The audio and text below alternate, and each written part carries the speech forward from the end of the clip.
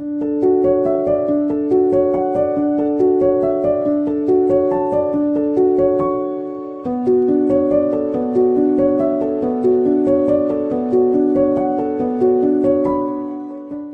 have a full crowd. I hope everybody on Facebook. Hello, this is Christy Richardson, Director of Government and Community Relations. We are one family, Illinois. Woohoo! Thank you. And we are on our last Women Leadership series for tonight. Our series is about nutrition and food and joy. Woohoo! Welcome, welcome, welcome, everyone. We are happy to be here. And I just want to say that the series has been phenomenal and we are ending on a good note. And so let's get ready to go. So our first guest that we have speaking on this evening will be Talay Vanek, and she is a Director of Nutrition at the Chicago Department of Public Health, where she leads operations for 13 women, infant, and children WIC clinics across Chicago, and is a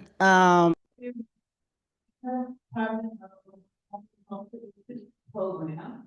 TAL is dedicated to advancing and nutrition security for security and underserved communities. TAL's volunteered and worked with Catholic Charities of Archdiocese of Chicago over a decade.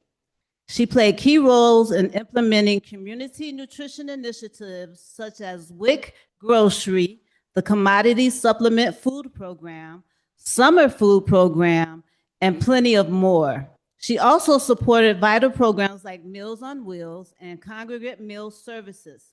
TAL holds multiple credentials. I'm not going to name them all. That's how many she has, but it's really good. And she's also a registered dietitian and a licensed dietitian and has a master's degree in clinical mental health counseling and is currently pursuing her CPA certificate. Wow. Come on in. Come on. We welcome Tal. Have a seat. And then our next guest that will be up after Tal talking about nutrition, we're going to have a live food demonstration tonight. Woohoo! Come on, Georgina, so they can see you in person, and then we'll see you later behind the stove. Georgina was born and raised. Come on up so they can see you. We need you in the camera. We need people to see you. We needed a frame. Just stand by me while I talk good about you. Georgina was born and raised and educated in Brazil. Chef Georgina began small-scale catering 12 years ago for friends and acquaintances. Have you ever tried Brazilian food? Well, here in Chicago, you haven't. Let me tell you why. Despite the hundreds of different ethnic restaurants in Chicago, not one is Brazilian. Which means lady of house, offering you the only opportunity in Chicago to have Brazilian food for any occasion. The food preparation, which we'll see tonight, is totally authentic, and so is the chef. Born, raised, and educated in Brazil, she began the same restaurant 12 years ago with friends and acquaintances. Typo. For her cooking is a source of personal enjoyment and an outlet for artistic expression. Let's give a hand for our chef who's going to demonstrate later on tonight. Thank you. So now we will have our guest speaker, Tal. Sorry, I'm calling her by her nickname. That's how close we are. I'm sorry. So Talet will come up and give you some education on nutrition education. Thank you. Thanks, Christy. Christy and I worked together that decade at Catholic Charities, so.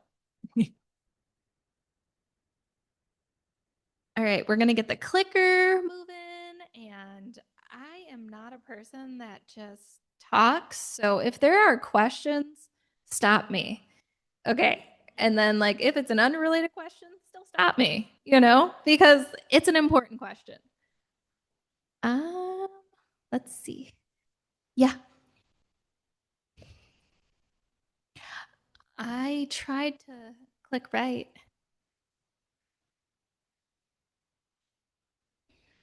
we'll fix that.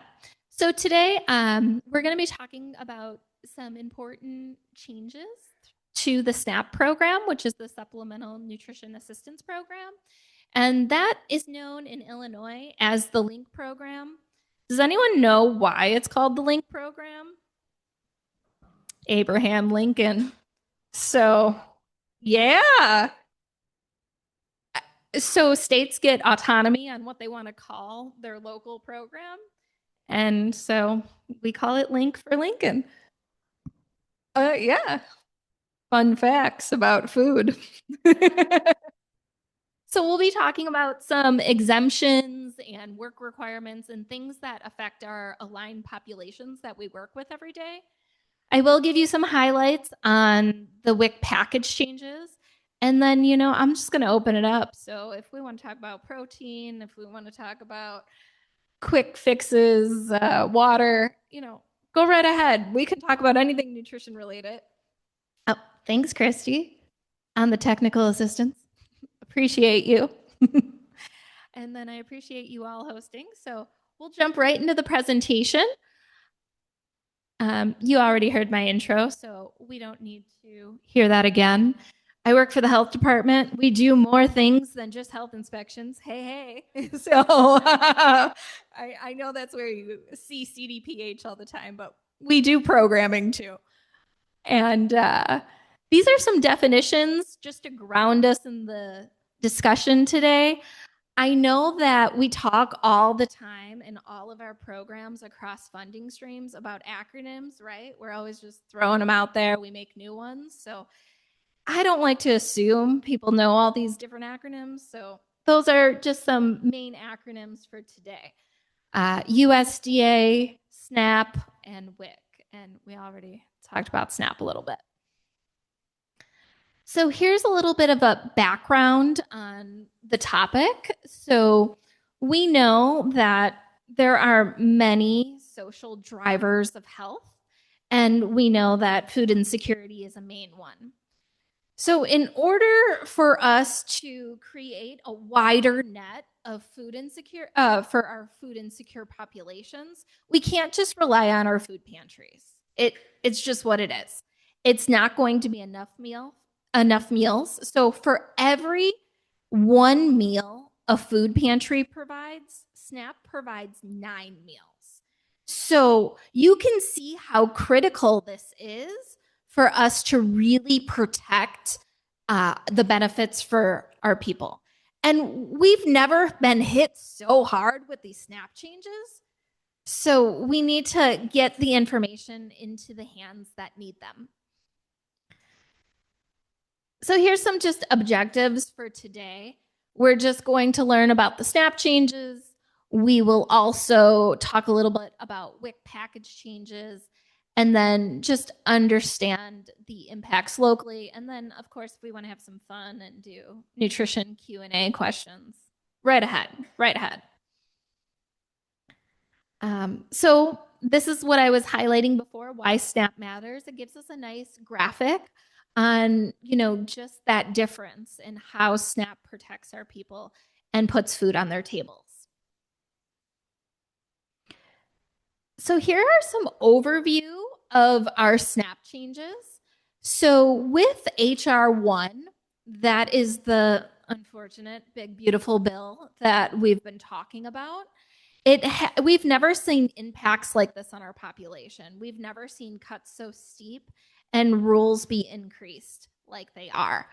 So you can see here, I'll figure out the clicker, that it's going to, another acronym here, affect our ABODs, which are able-bodied adults without dependents. And we'll dive deeper into what that means and what exemptions are. So you can see that Illinois, we previously had a waiver for work requirements. So we've had some SNAP education and training programs that we've experimented with over the past few years, but work requirements were always a waiver in Illinois. So this is huge. We have to create a whole nother system for tracking work requirements and exemptions and all of the things to make sure food is secure. So those are a little bit of just the overview. But here is when we dive a little deeper into HR1, and we can see here, and I'll get my pointer going for you guys. Do you see that we have these different eliminate SNAP nutrition education? So anyone else partner with SNAP Ed and remember them in the community? They did a lot of education. Yep, cooking classes, right? We have really good SNAP Ed memories. And so that is something that it eliminated. And then we have our work requirements, and we can see here, this is the Illinois impact. So we're looking at 1.9 Illinois residents are on SNAP, and then it can break down those numbers on who is impacted. So that's why it's really important to get this information out. So, no, I gotta kind of look at the slides. Maybe I'll just, yeah, I just like don't know my angle right here. Yep. Okay. So how about I just get my laptop? Because I hold please. And we can pull this up and then I'll flow a little better.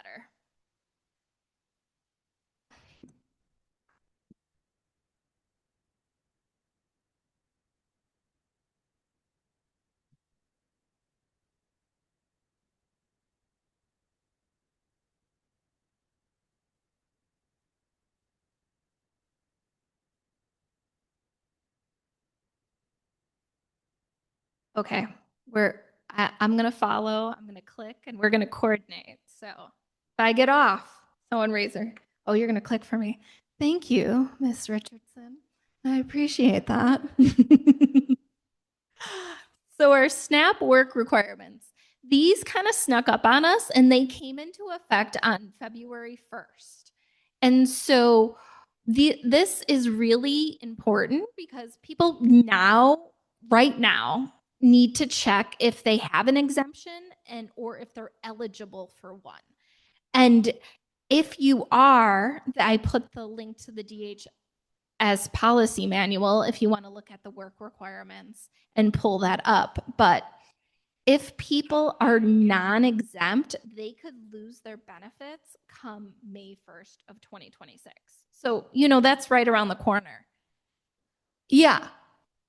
So we want to make sure that people know what we're looking at. So what are these work requirements, right? So as you can see that it applies to a wide population. It applies to individuals that are 16 to 59.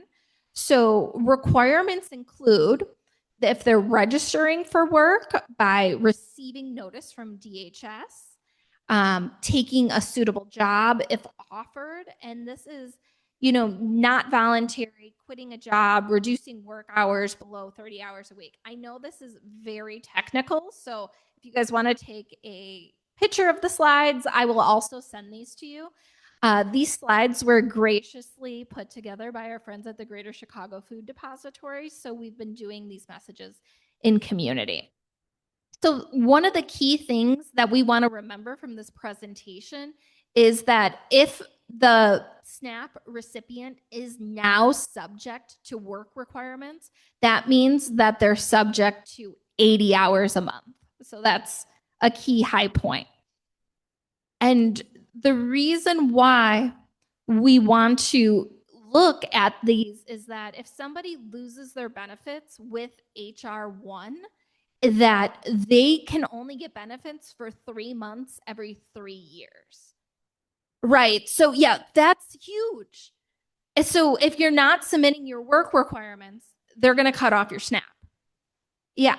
And we already talked about pantry lines, right? And we can't do reservations at pantries because it's first come, first serve. And so we need to address this with the individual and get them to advocate for themselves and check on. So we really want to see, and then I'll get into the big changes. So here is a little comparison before HR1 and after HR1. So if you see before HR1, we had our exemptions, we didn't have work requirements. And now after HR1, so if you have a dependent and they're under 14, you see that no dependents under 14, that used to be under 18. So that's a huge difference right there, because you were good, if you had kids under 18, now it's kids under 14. So that's a huge impact, because when do you need to be with your kids driving them around and being the caravan, right? When they're teenagers, So that's an additional barrier. And then we are given like limited exemption pathways, which we'll dive a little deeper into. So, and then you see here, states can only waive the requirement if unemployment. We'll get it back up for you. Pause for good. Now,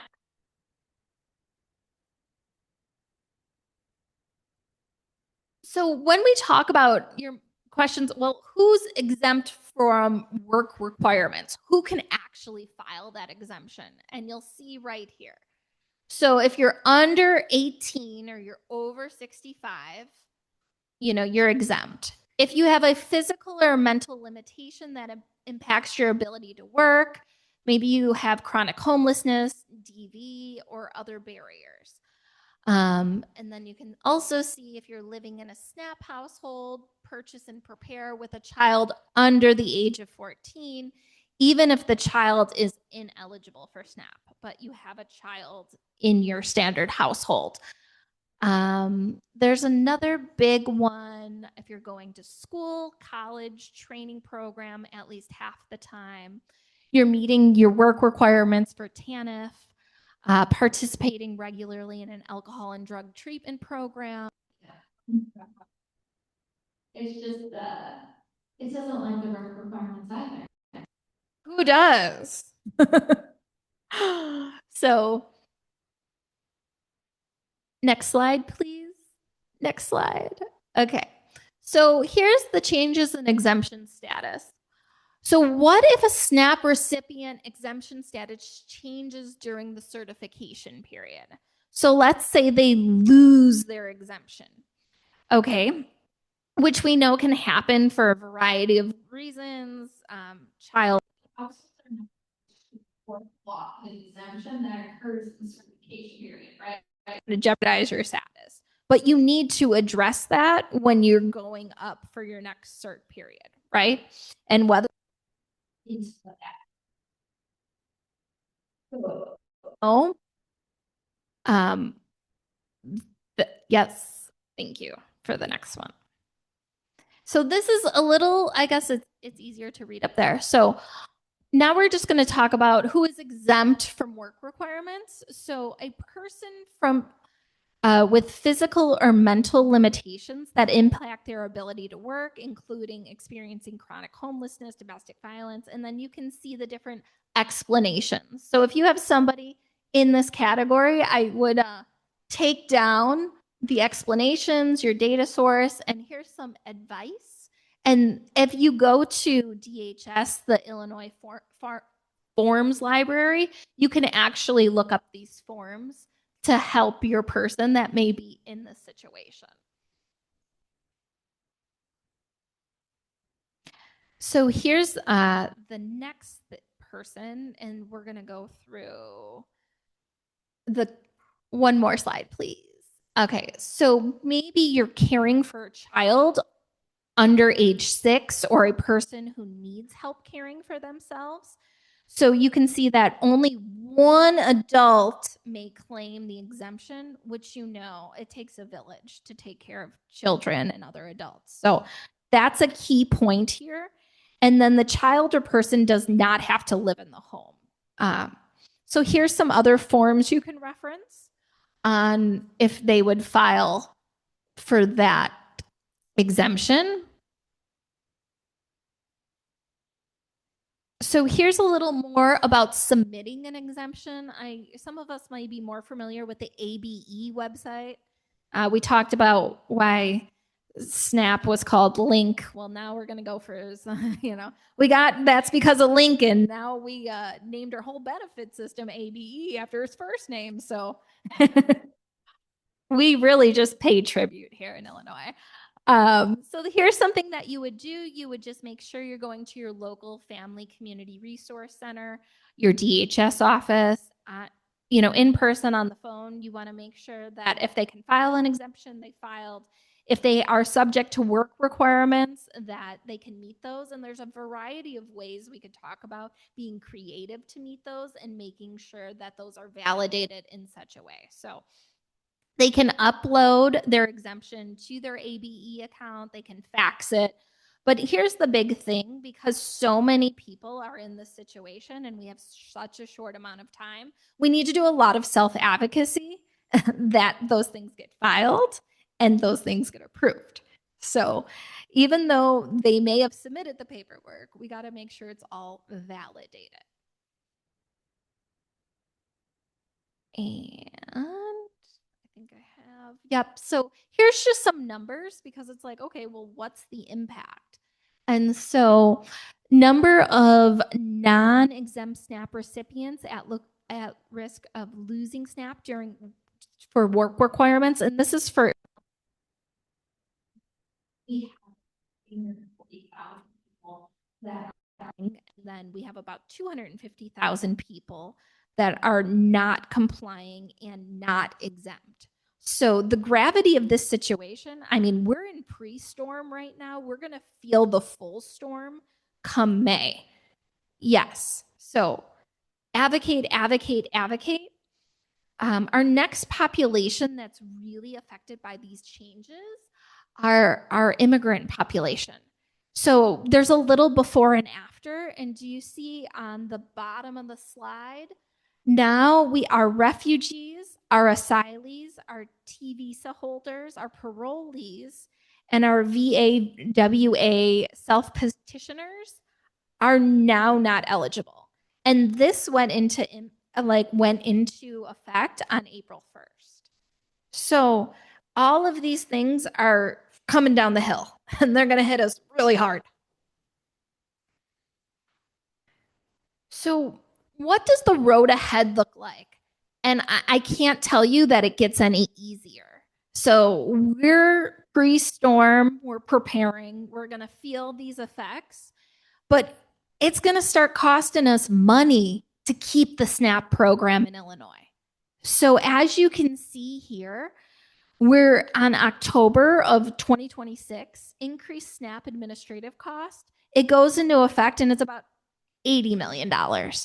But the scary thing happens really next year. If you jump to that, and if we have this thing in Illinois and it's called an error rate. So I'm looking to cut you benefits and maybe I'm off by 30 cents because I didn't look at a document or I couldn't figure out like a 3 from an 8.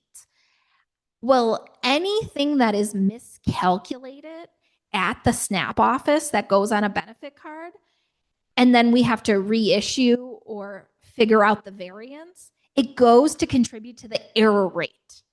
And so our error rate in Illinois, I think it's about 13% right now. But you can understand it's such small changes. And so they're mandating us because of where we're going to put some controls at DHS into place to try to bring down that error rate.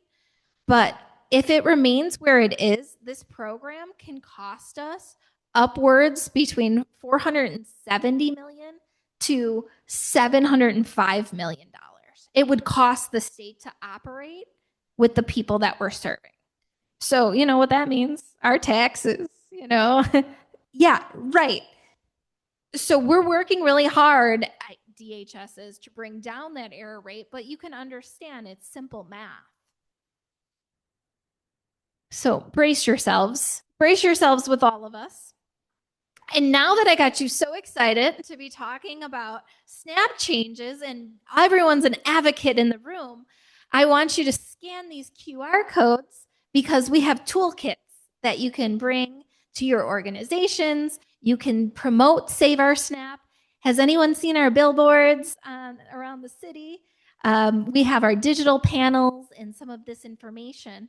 And so we invite you to join this message and getting it out to people that need it. So there's some great resources, there's some great billboards, some great social media tiles. So don't feel like you have to recreate the wheel.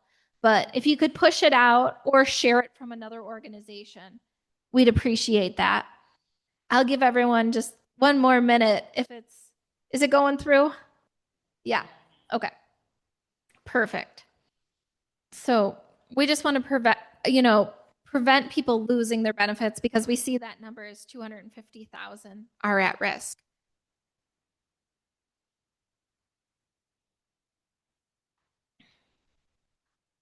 I'm going to pause there because I just put some heavy stuff on all of you. And so that's really heavy before I just like switch to go to like the regular script of WIC.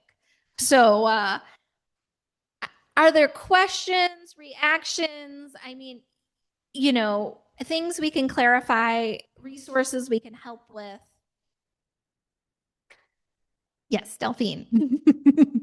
So the marketing tools are good. I have to say, I have not seen the billboard. So what does that do for the 250,000 who get caught up? What is the strategy for the state, the city to help get the word out about the change and to be prepared? Yeah, that's a great question. Thank you. So right now it's just with information dissemination. So hopefully we can reach more people. And what we convened 2 weeks ago at the Greater Chicago Food Depository is we want to have a streamlined strategy between the city, the county, to have the benefits hub. So what we would do there is help people manage their case through either 211 would have the information.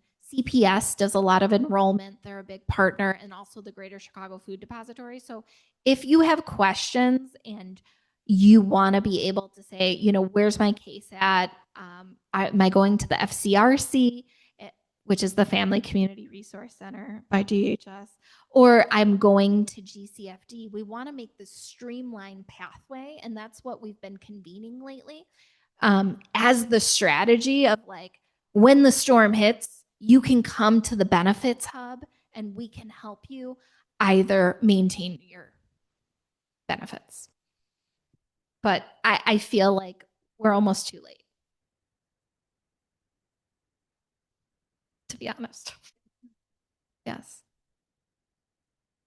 Hi. Hi, I have a question. So, with the work requirements, is 80 hours a month, is there a certain amount of income that they can make to be on SNAP? So if they are subject to the work requirements? Mhm. Yeah, so of course we'd still have those standard limitations. And I know it gets really dicey with the work requirements of like, I need to work this amount of hours to maintain my benefits. So now you're caught between a rock and a hard place, right? Yeah. Right. So with the work requirements, you could be babysitting, right? For $0. There are other forms of work that you may do as a SNAP recipient that may not be compensated, but can count towards the maintenance of your benefits. So how are they going to get this information out to everybody? Because I would think, okay, well, I may have to take a lower pay. Can I make $10 an hour and still get WIC, or I mean the SNAP, or do I have to make $7 an hour to still get the SNAP? So how would they get that information out to everyone that is currently on it right now? I think the best resource right now is to go to the Illinois Commission to End Hunger. They've been having, monthly webinars, and they these are some of their slides, dive really deep into those granularities.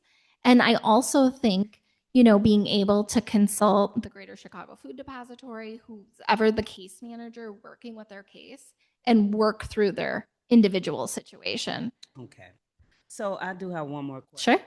So if you have someone who has one child and the child say is 14, Yep. when they turn 15, does that mean that the parent has to get off her SNAP? And how long will that transition be from them being 14 to 15? It would just mean that they were then subject to work requirements. Okay. Because they'd have a 15-year-old. Okay. Yeah. All right. Yeah. Mm-hmm. Hi.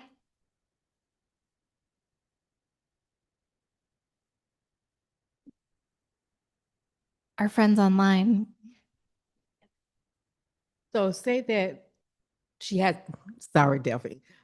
Say that she has other children under the age of 15. Will she have to still work because she has a 15-year-old, but she has a 13-year-old, a 10-year-old, a 5-year-old? You see what I'm saying? Mm-hmm. Will she still have to now go to work for the 15-year-old, even though she have other children? Well, she would be exempt because there would be other Okay. children Just under. wanted to make sure they were not trying to make her go out. Right. Okay. For one versus the other three. Yeah. So she would still, be in that exemption.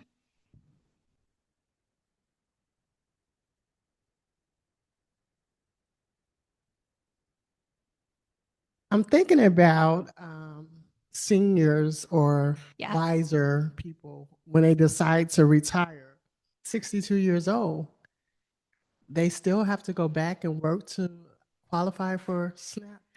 Unless they have an exemption under these new rules. Yeah. So maybe there's a physical or a mental impairment they could claim as an exemption. But if they're an able bodied adult without dependents, yeah, that's rough. We have time for one more question. Okay. I'll kick it up. So I appreciate everyone's engagement on this topic, and I have no words, but so I can transition to my everyday, what is WIC? I feel like we see WIC right at the grocery store, WIC only register. Maybe it's a place I drive by in my community.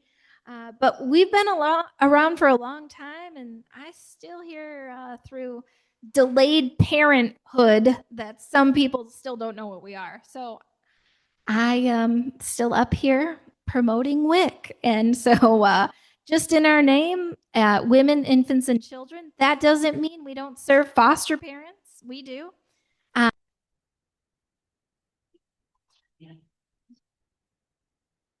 Or in the care of somebody else, they each get their own card. So they'll be able to have and maintain benefits. So here's a little thing. Our EBT card's a little cuter than the Link card because we have fruits and vegetables on it. So, and you don't. And then you get access to benefits. If somebody comes to the clinic that day and tries to give them a card, and if it's for 3 months of benefits, it all depends on how much paperwork they bring in that day and what we can cut for them. We do nutrition education. We do one-on-one counseling, breast and chest feeding support, and we really help people get referrals to healthcare. Here's some highlights and some staples.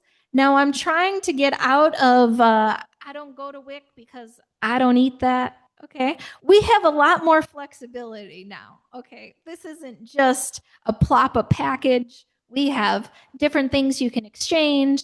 If you don't like milk, you can get yogurt. We have cheese. We have tofu. So you're able to really individualize that package for, your liking. And what's nice about these changes that we're going through right now with the package changes, they started on February 25th, and we'll see the full effect 3 months later, is that we're doing these broad banded categories. So if anybody remembers, it's like, I got to find the 16 ounce. I got to do all this math. We're going to have a lot more flexibility when it comes to package sizes. I'll give you an example.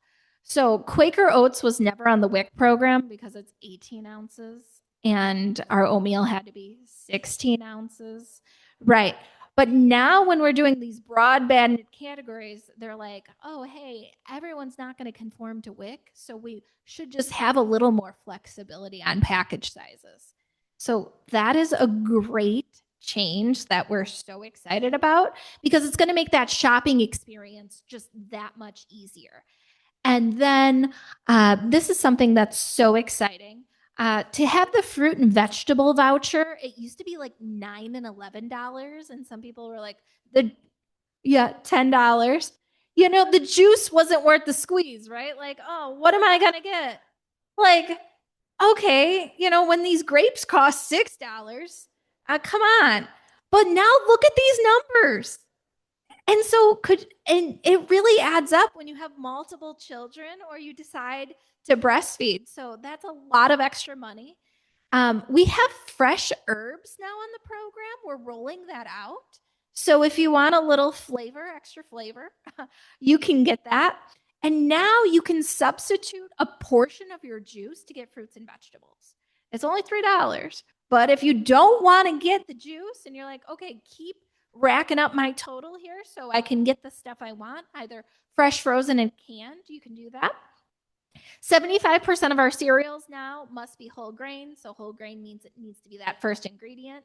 And then we're expanding plant-based and lactose-free options. So if you want it lactose-free, you still have to go back to the clinic. I want lactose-free. I don't want cow's milk. I want soy milk. But with the package changes, you'll be able to just pick at the store. You won't have to keep going back and forth to the clinic, which is nice. It's nice for us too. Children's Rush access in the Greater Chicago Food Department. And so I'm going to give you another QR code on the next slide. And go back one more. Yep. Okay. So we're doing free WIC trainings. Okay. So if you would like my liaison at Lurie's to come out and to do a live training, to do an online training, we also have recorded trainings about WIC. You can go to luriechildrens.org/WIC. You can scan a QR code. They are more than happy to come out and train anybody on WIC to just make sure that our underutilization of that program, that's the problem we're trying to solve right now. So feel free. It's funded by the grant. We would love to see you there. Okay. So these are just some barriers we see with access and equity, but I know I gotta cut it soon, right? 5 minutes. Okay. I'm just going to let the audience, if they have any nutrition questions, because I talked to you about government programs. So I wanted to make sure, like, what was your reason for coming here today? And if I didn't meet that reason through SNAP and WIC, that I would be able to give you an opportunity to have a one-on-one with a dietitian, if that's what you want. So.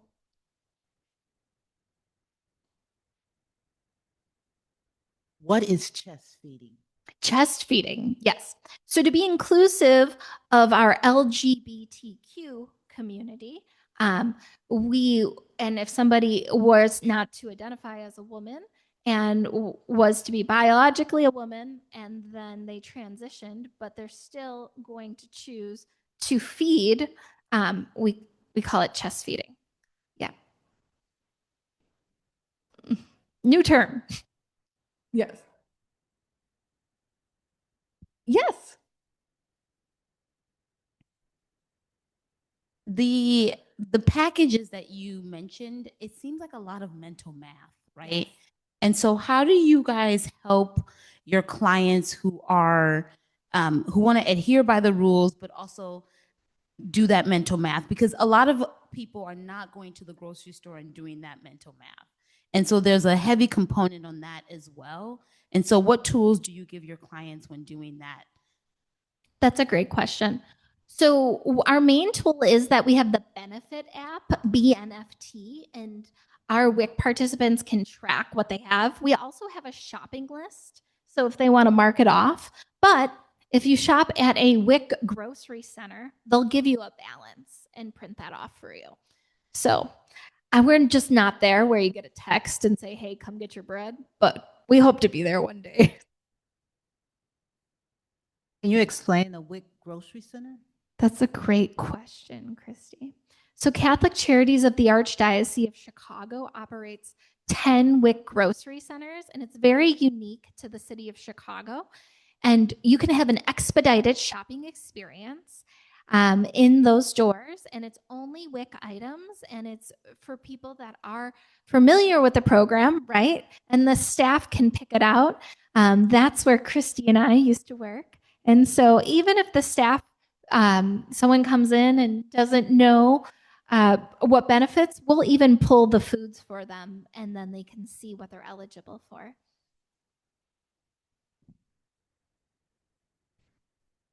More questions? Do you have any more questions? Hold on. Yes. Where are the WIC stores located? Yes. So you can type in WIC grocery and you can get a full location list, but they're mainly concentrated on the south and the west side. We do have one on Diversey and Central, but they're concentrated in neighborhoods that need those services. So oftentimes they're very close to a WIC clinic. And they're green and yellow, greens for growth and yellows for sunshine. You can't miss it.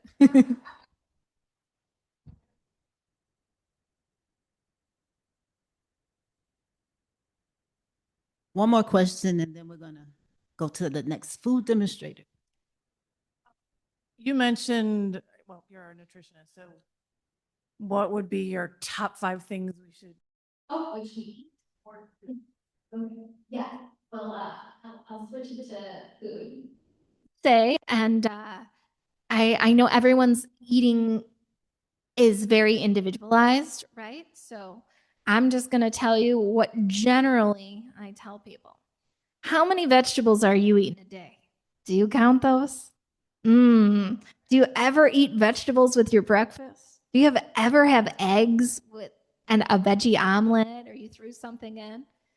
I mean, it feels foreign, right? To eat a carrot with a hard-boiled egg in the morning. But that's a great opportunity, even if it's not with your sitting, right? And if you're like, oh, I'm going to eat breakfast and I'm going to have a bunch of carrots or before. So I feel like we have some food phobias sometimes, or we have some food stigmas of like, I can only eat this at this portion of the day. I mean, if you can eat breakfast for dinner, why can't you eat vegetables for breakfast? So that's my one thing. I would always say, strive to have 5 vegetables a day. I know, I get that reaction a lot. And, 5 colorful ones. I know. So that would be my first thing.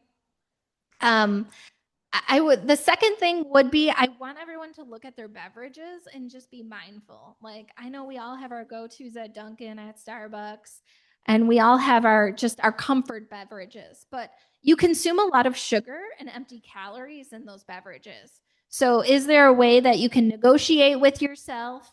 Can you say, okay, I'm going to have my beverage on Monday and I'm going to drink water in lieu of that on Tuesday? So I would just make it a little more, and like, look at that breakdown at Dunkin' and Starbucks. Like, do I need 4 pumps of syrup, or can I try it with 2? Yeah. My third one would be to drink water. I think that was a thing on the second one. My fourth thing would be, don't stress yourself out. Like, I hate when someone comes and they're just like, oh my God, I only have 100 calories left and I'm so hungry. This should not be stressful. This is your life. And like, you have to follow so many rules. I mean, just the rules of the road, stop, go, all this. And now you're going to tell yourself like, oh my God, I'm so hungry and I can't eat because I only have 100 more calories. So like, you have to find things that work for you. And you know how you work best, but don't stress yourself out, because what does that do? That only retains more of, the stress hormones, maintain weight, and we all know what that looks like. And the fifth one, I would just say, to have community around food. So I always tell people, share your leftovers. We bring stuff to work and, okay, I got a bag of salad. What do you have in your fridge? What's going to expire? Get with your coworkers, get with your neighbors on your block and make it an experience. Oh, I don't really like this spinach salad, but let's all try it together. So, great question. Thank you. Thank you so much. Thank you, Ms. Tal. Chicago Department of Public Health represented tonight. How about that?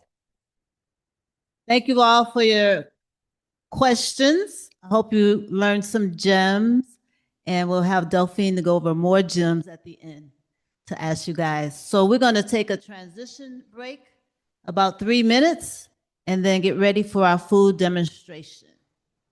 Thank you.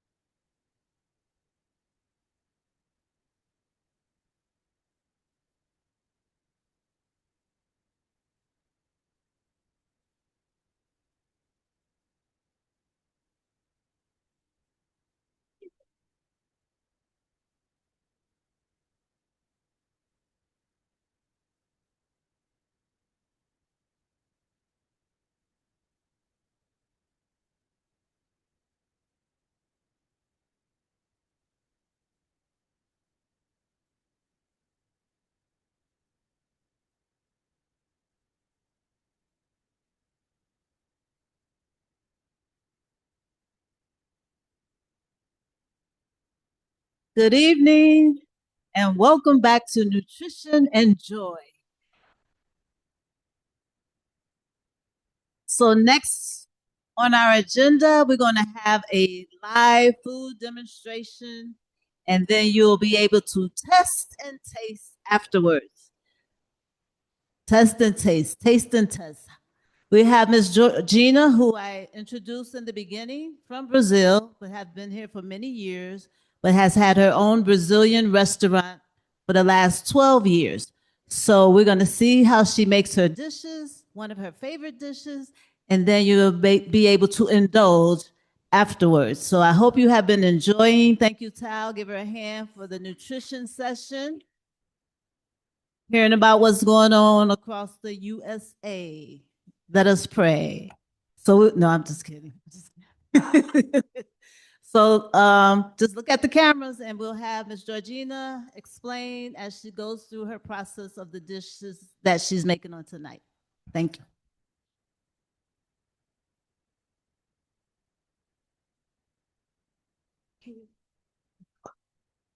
Well, let me tell you, cooking is boring. One, if you feel really tired. Two, if you feel that somebody else should be serving you, not you serving somebody.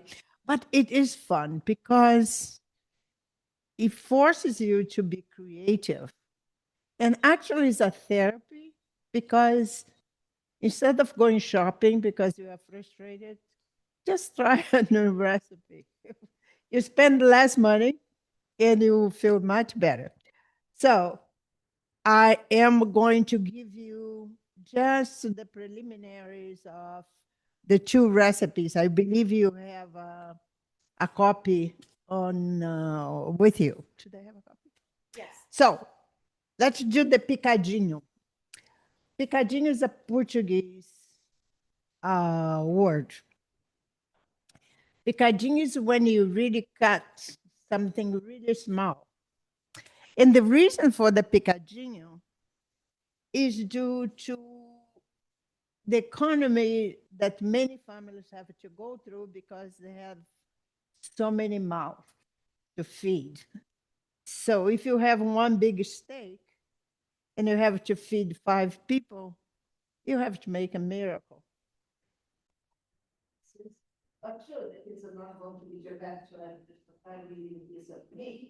So what you do is to add things to the piece of meat and throw on top of rice, or in this case, we are going to taste polenta. And that makes a meal that looks much better than a pizza. So let me show you the result of a picadinho, which you are going to taste.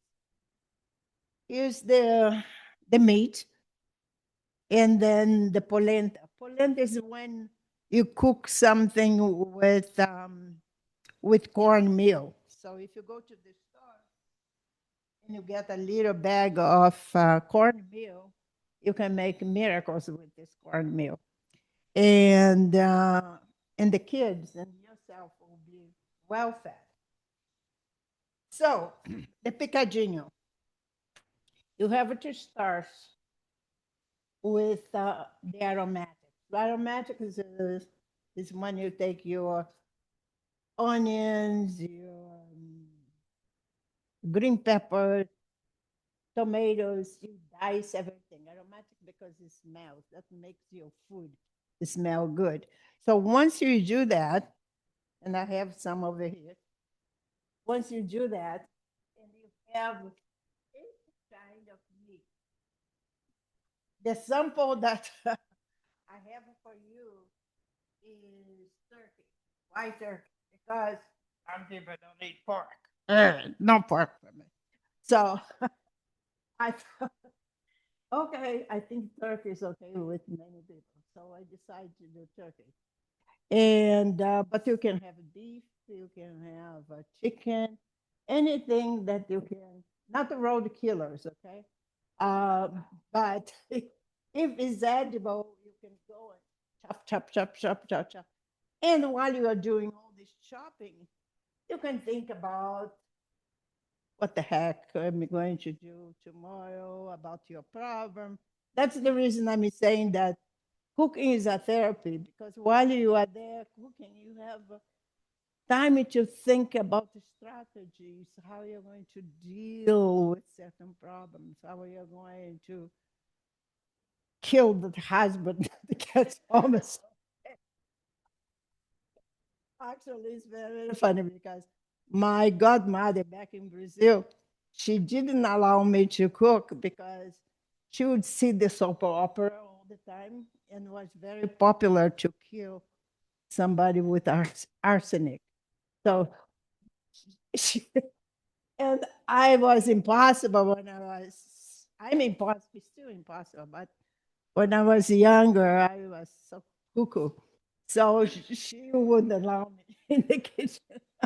And I think that's the reason I decided to cook, because I was a social worker before, and I was in IT for 23 years. So in my old age, I decided, I'm going to cook, I'm going to open a restaurant. Cuckoo. Because because one of the most difficult jobs is to serve people, because you have to understand them. You have to roll your tongue 10 times before you give a bad answer, because people can be very nasty. But you have to stand up and stay there, being very patient. And it's like taking care of a baby, the baby, I don't want to. And you go, no, sweetheart, please. So you have your meat, and you cut, you dice it really, really small. And you-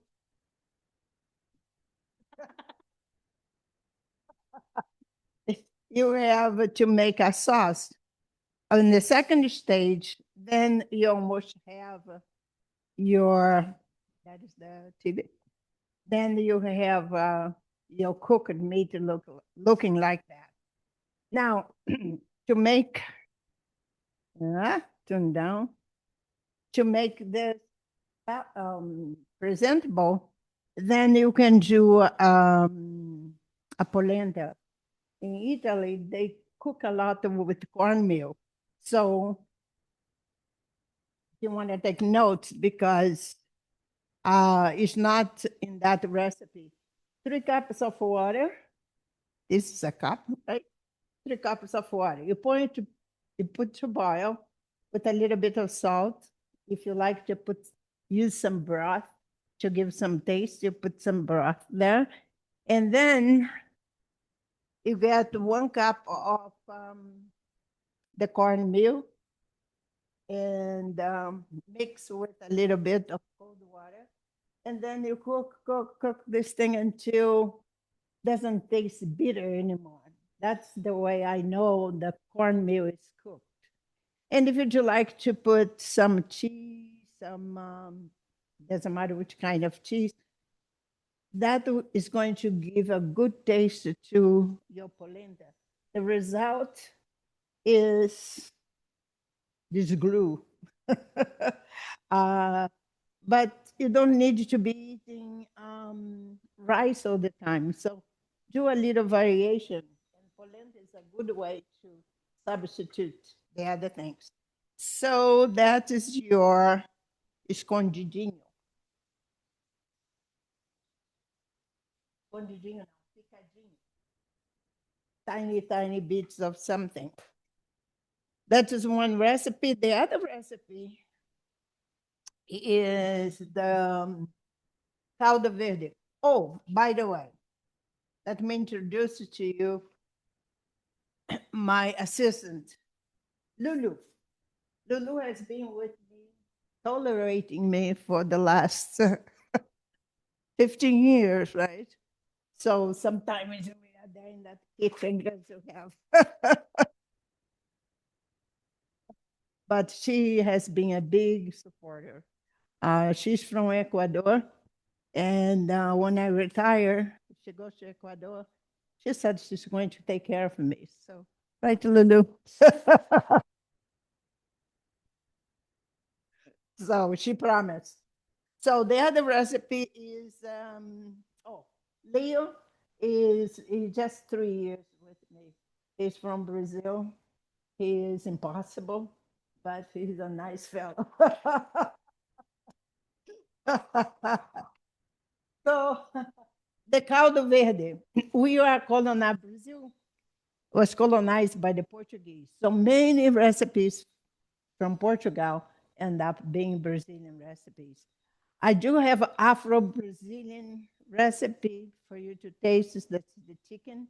I don't have the recipe on a piece of paper, but when you talk about African Brazilian food, you're talking about the coconut milk, the ginger, a little bit of hot peppers, and you're going to experiment this kind of food more in Bahia, not in Rio de Janeiro. That is very sophisticated city. Where am I coming from? Sophisticated. Or São Paulo, but Bahia is where you have the African influencing our food. So caldo verde came from Portugal. What is caldo verde? It's when you make it, you boil the potato, and I have some over here, show to you.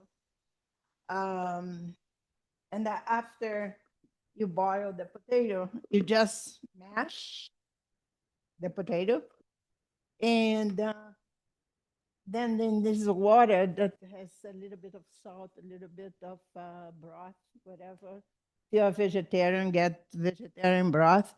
You add the mashed potato, and then one way of using your collard greens is to add that, and you're going to have a sample over there. You add that to the broth, and to have some protein, you can have any type of sausage. If you cannot have pork, you can buy the chicken andouille sausage. It has to have some taste, you know. Life without something exciting is not fun. So, so you slice that, and you're going. So it's easy.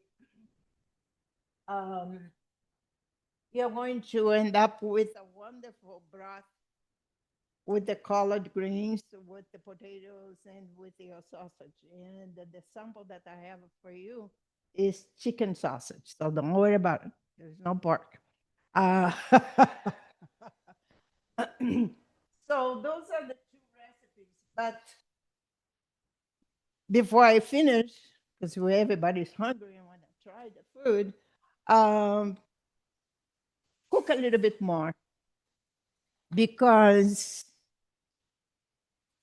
the times are not easy. Going to a restaurant, I used to spend perhaps $15, $10 for a meal.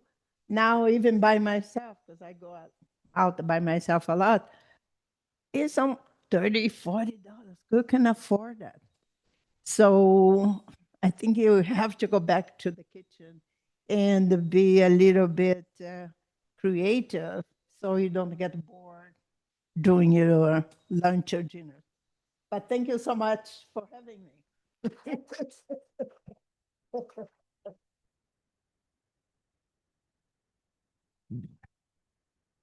Thank you, Ms. Georgina. Hello. I love this job. Thank you all for joining tonight, and thank Ms. Georgina. Give her a hand for the food demonstration.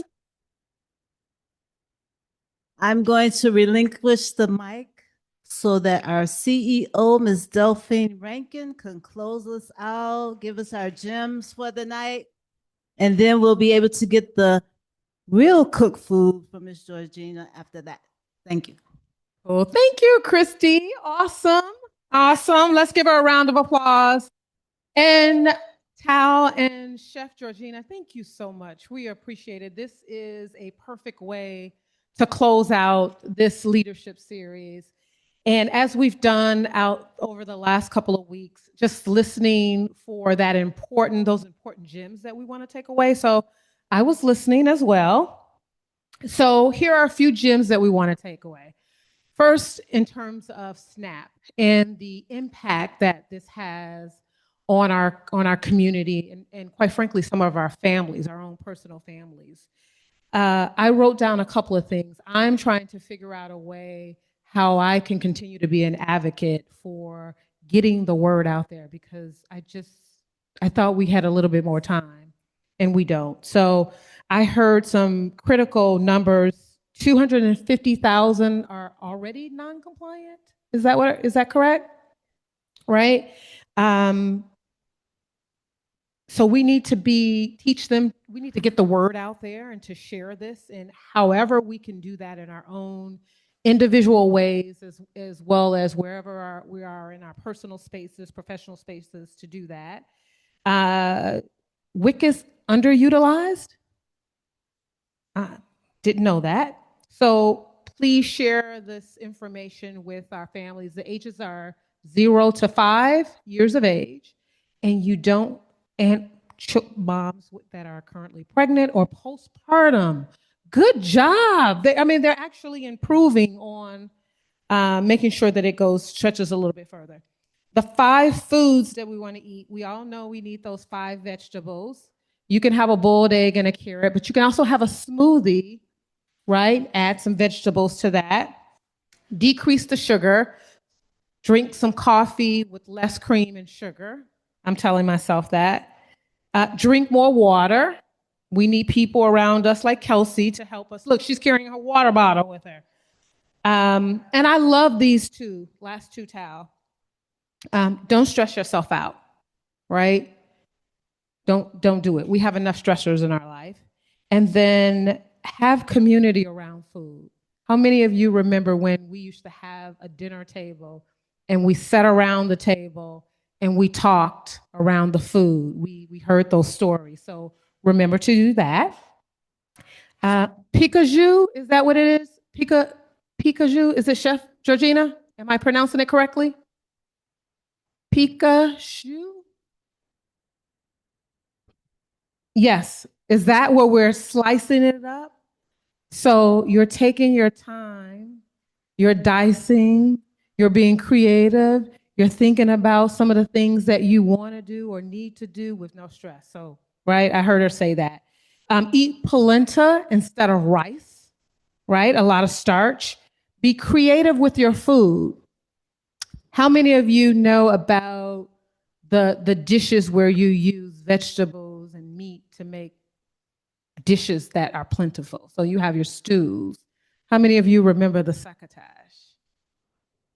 Right, so you can use that. I think we're going to enjoy some of those delights today, but I want all of us to remember that we all have a job to do, that it is not just your 9 to 5, it's not just with your family. We are our brothers and our sisters' keepers, and we have a lot of work to do. And so this is just one of the ways that One Family Illinois is embarking upon being a good, trusted community member. This is just the beginning of what we need to do and how we plan to be a good partner to our community. We don't want to be in the business of separating families, but we do want to be here for families when they need us. So I thank all of you for being with us over the last 4 weeks, whether you were in person or joined us virtually. We appreciate all of the support that you have given us over the last 4 weeks. And we appreciate all of our panelists and our guest speakers for embarking upon some knowledge. Yes, please give them all a round of applause. Yes, and again, I want to thank the staff that understood the mission, right? We understood. There was a staff member that asked some years ago, why do you want to do the Women in Leadership event? What does it have to do with keeping siblings together? It has a lot to do with keeping siblings together, but it's broader than that. It's about keeping families together. The more knowledge we have as caregivers, as leaders of our families and our organizations, we're able to impart that with our families. And so they don't only stay with us for a period of time. We need to follow our families as they go back home and when they come back in this office or this community center. So we need that knowledge, we need that understanding, and we need more partners like you guys, Tal. So we appreciate all of the partnership that we had, and we look forward to doing this again in 2027. So with that, Lord, bless us for this food that we're about to receive. May it add a blessing. May it be bountiful to our bodies. May it be nourishing to all of us. I ask this in the mighty name of Jesus. Amen.